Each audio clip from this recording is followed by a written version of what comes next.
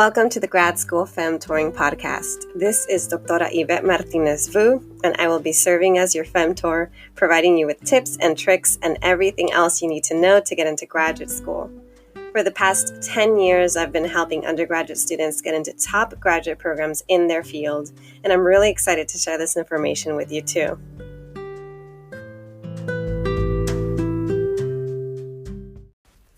Hello, everyone. I hope you're all doing okay and staying safe. Today, I am going to be talking about grad school opportunities and challenges.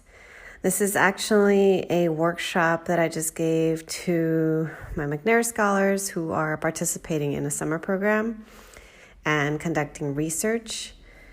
And it's the first workshop of the summer to really get them to think about what is graduate school, what's grad school like, what are some opportunities that a grad school will bring up, and what are some challenges that are going to come up as well.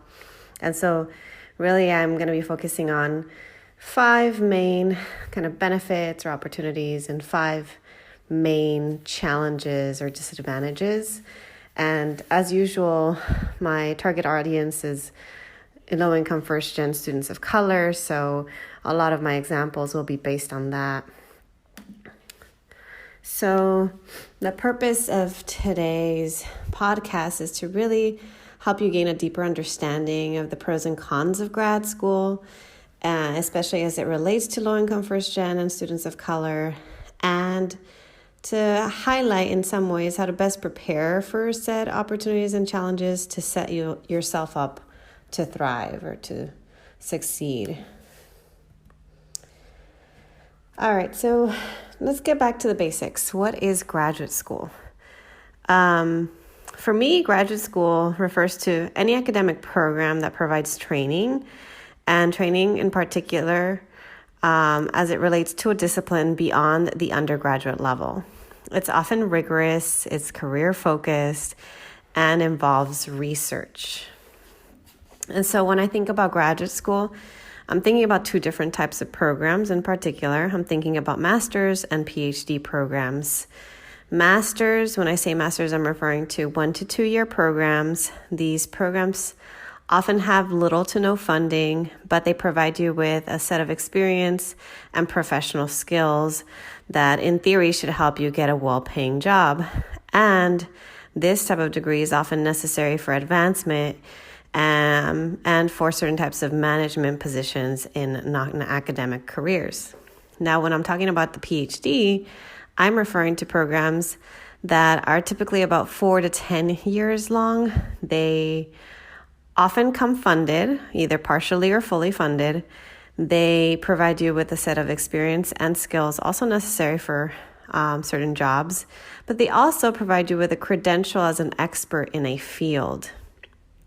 And a PhD is often necessary for research or academic careers, and it can be applicable in certain non-academic careers as well.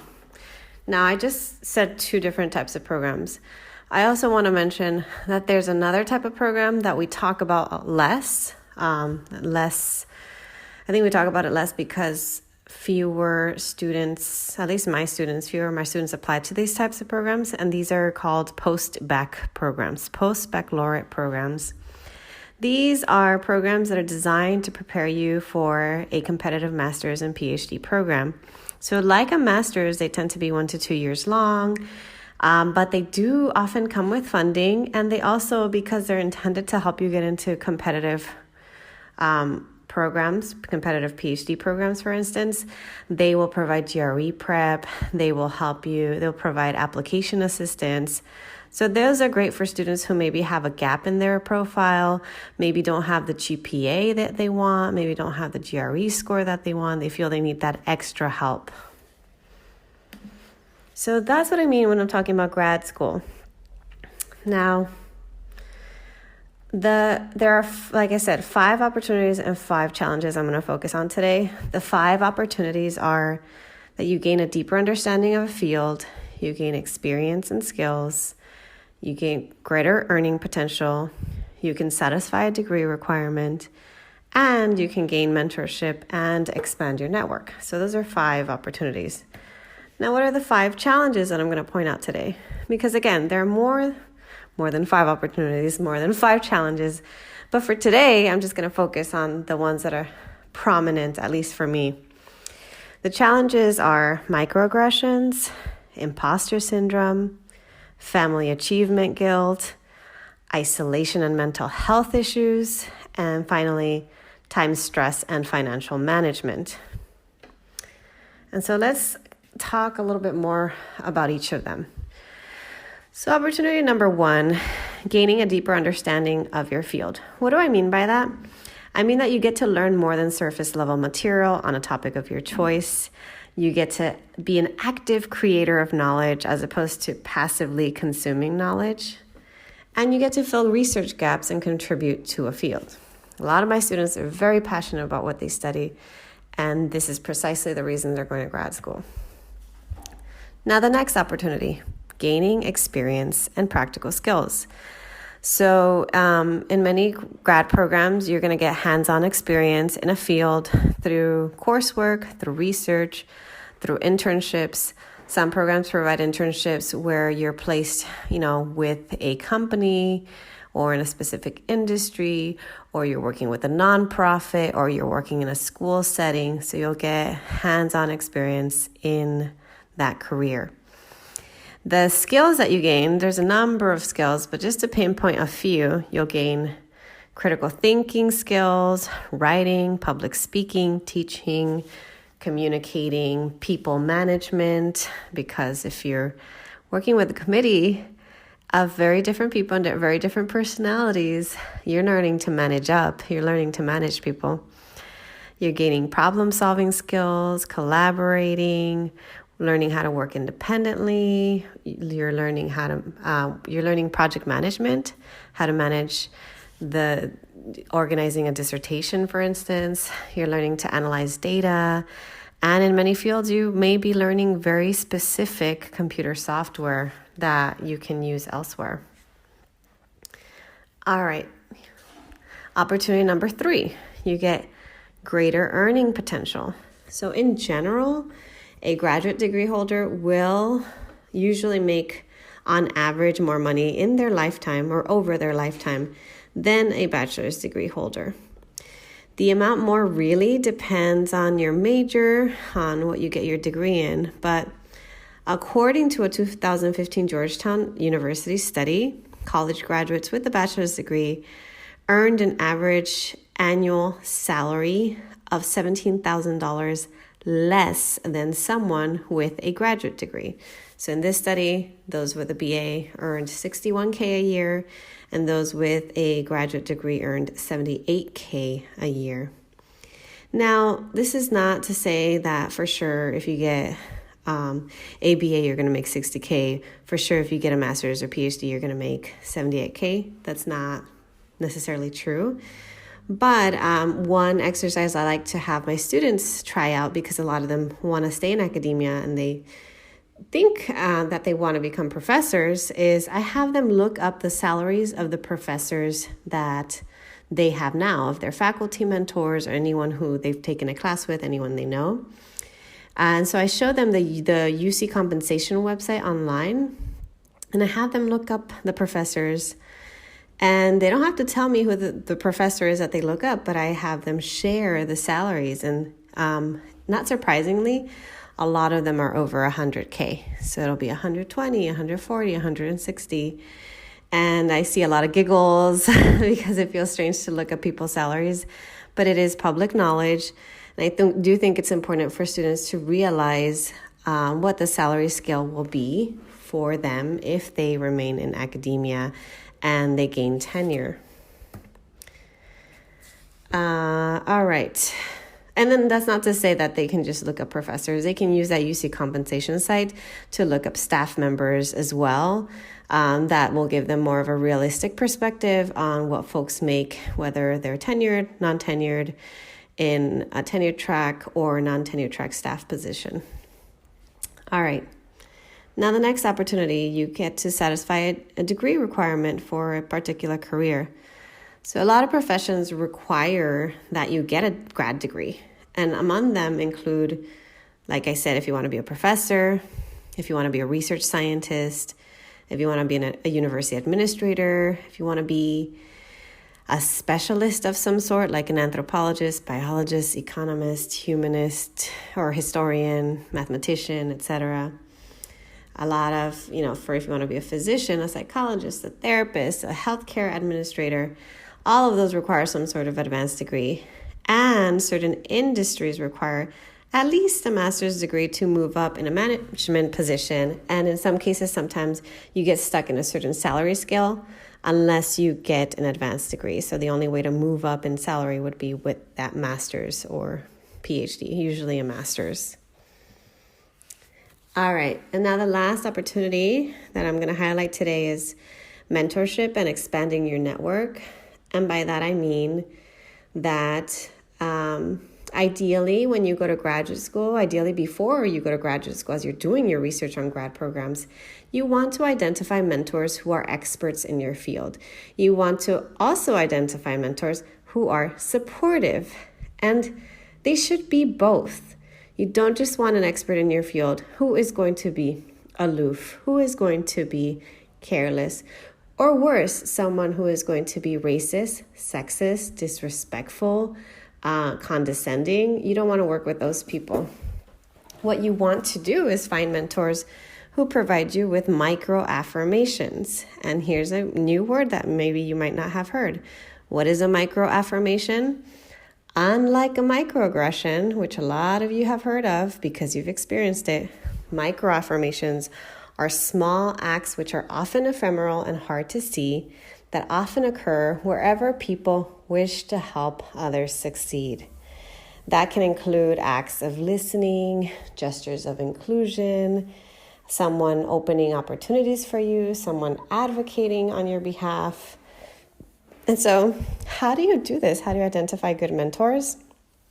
Well, when I asked my students, one of them actually said that what she does is she reaches out to grad students. And I thought that was brilliant because that's true. You want to reach out to grad students who are working with said professors who will be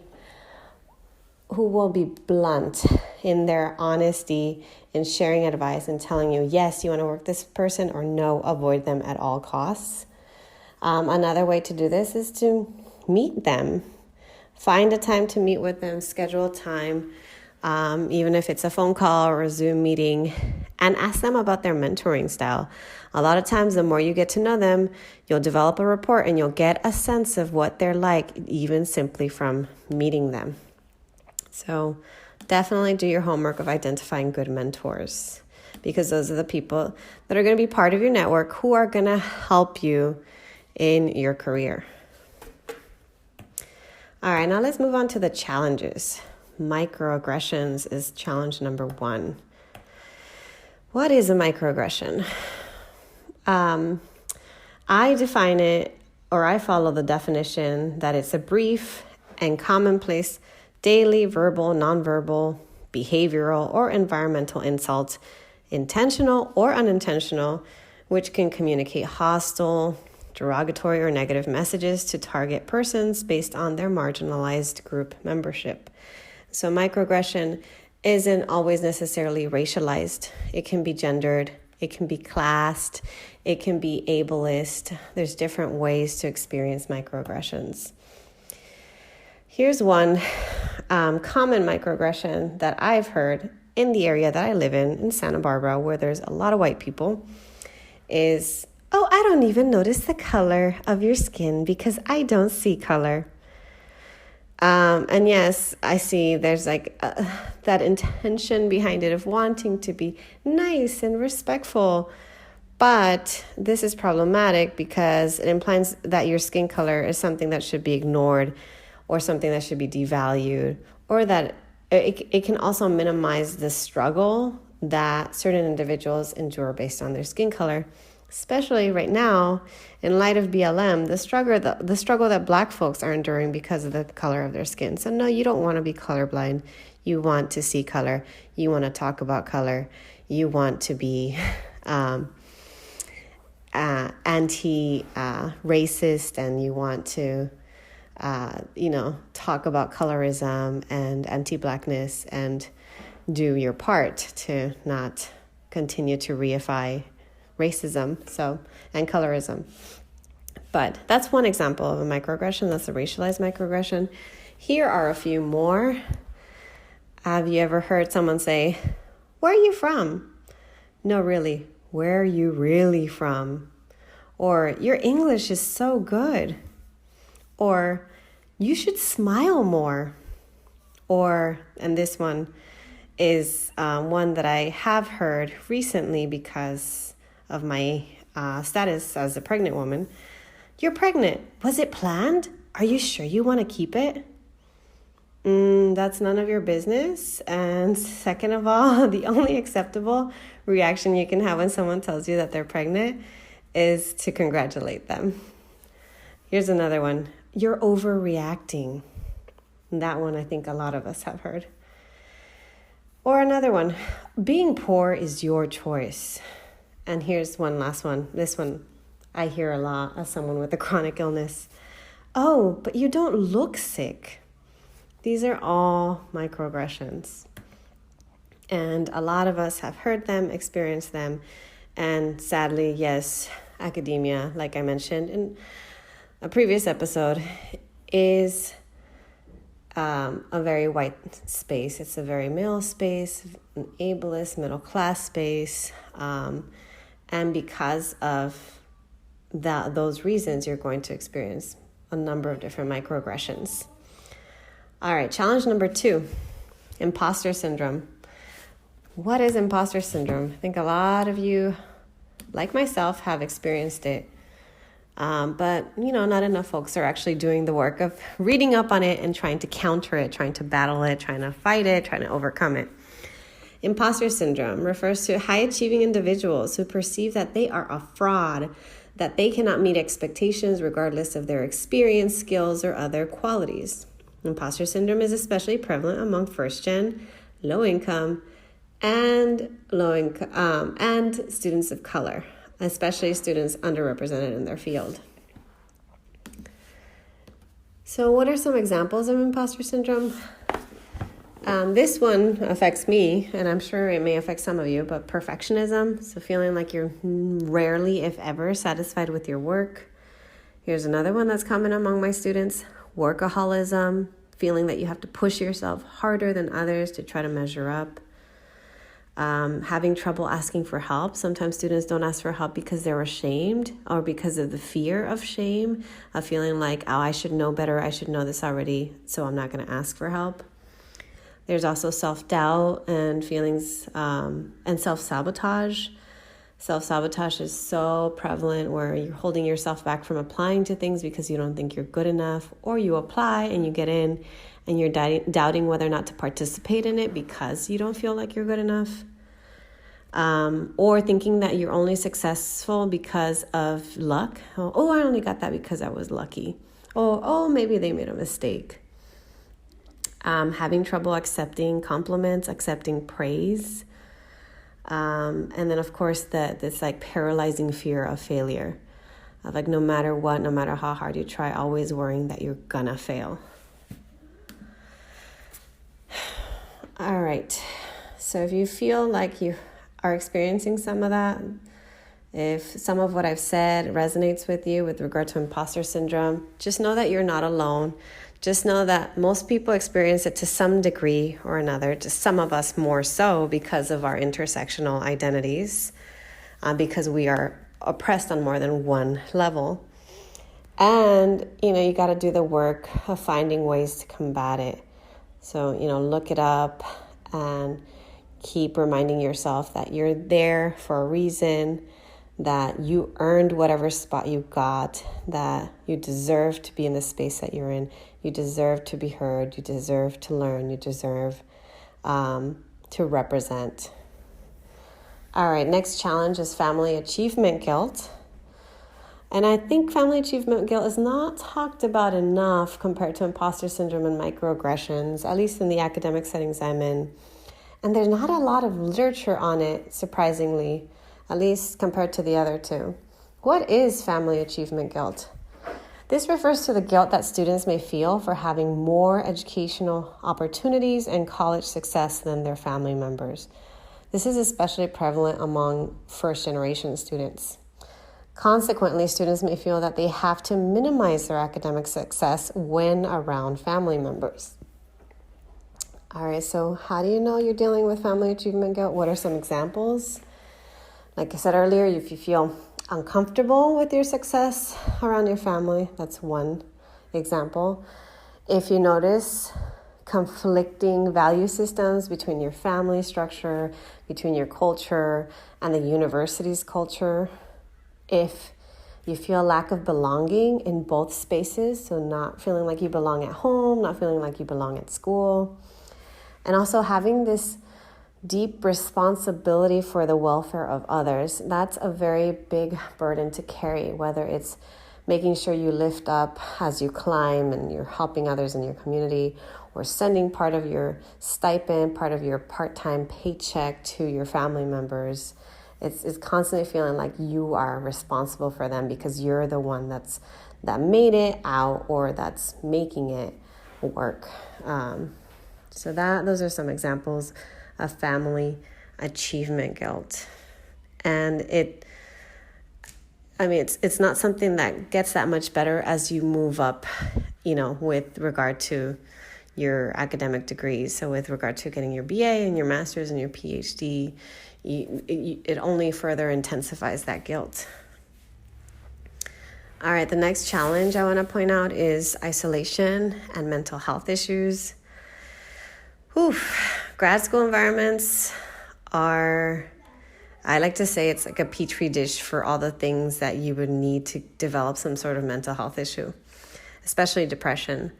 In a 2014 study from UC Berkeley, they found that 47% of their PhD students showed signs of depression.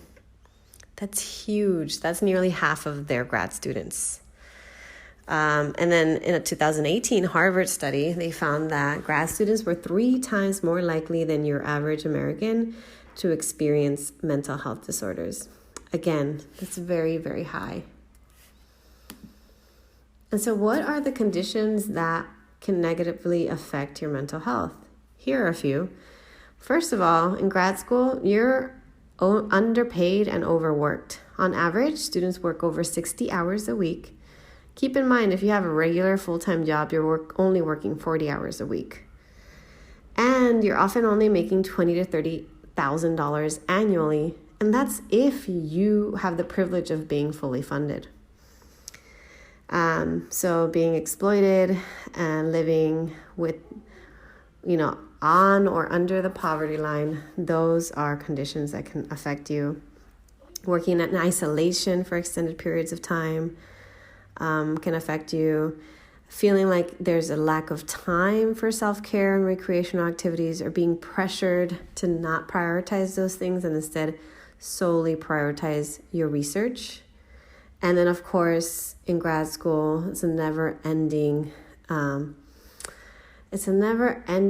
kind of scenario where you're constantly criticized because your work, especially with, the good intentions that perhaps your advisors may have, they are trying to strengthen your work, and to do so, they provide a lot of criticism, a lot of feedback. And when you're dealing with that plus imposter syndrome, that can only make your self-doubt go down, your self-esteem go down, and that can affect your mental health. That can affect depression, anxiety, and so on. All right, challenge number 5, time, stress, and financial management. With time, like I said earlier, feeling like you have little time to do anything other than your academic work, or being pressured to only focus on your academic work. Stress, academia and grad school is particularly stressful because of the perpetual deadlines, never-ending deadlines. You've got deadlines for your courses, for coursework. You've got deadlines for your dissertation writing, for conference presentations, for funding opportunities, if you're applying to a grant, if you're applying to a fellowship. The deadlines go on and on. And of course, that is very stressful. And there's also finances. So if you're living at or below the poverty line while managing hidden expenses, that can be especially hard to manage. I like to mention the hidden expenses because I think even if you're fully funded, there are costs that come up that you don't anticipate that can affect you. That includes conference travel and registration. So if you go to a conference, you've been accepted and you're expected to go, you've got to pay for airfare, for lodging, for registration, for food. A lot of programs provide funding, and they say they're fully funded, but they may not provide any summer funding. So all of a sudden, you've got 3 months out of the year that you have no paycheck. That's very stressful.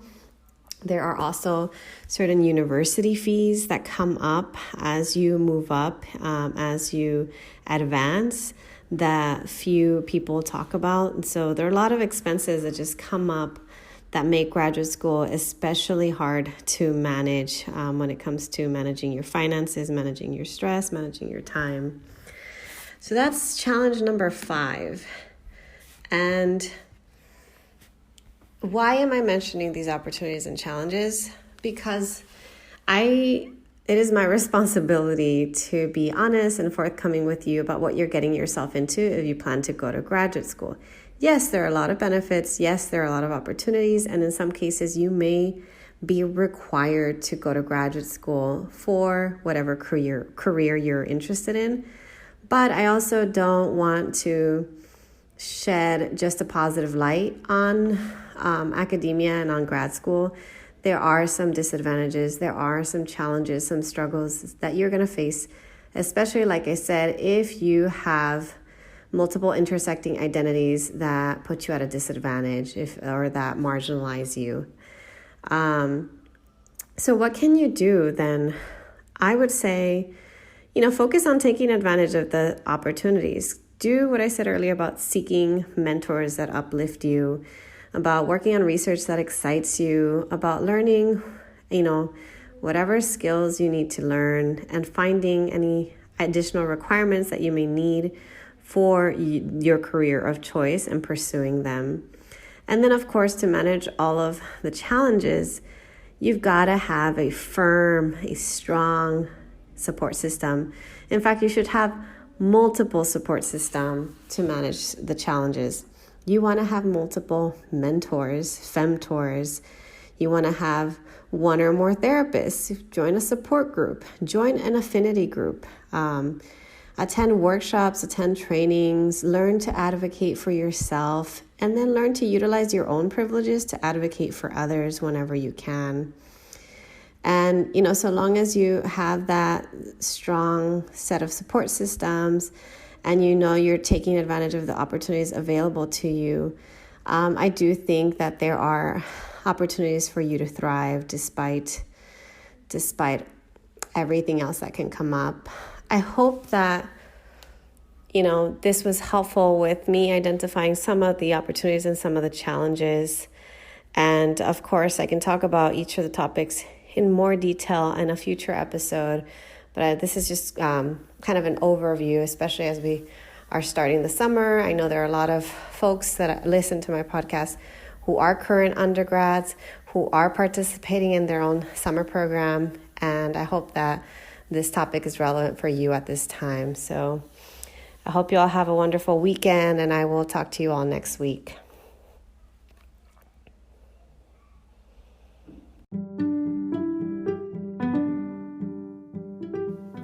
Thanks so much for joining me in the Grad School Femtoring Podcast.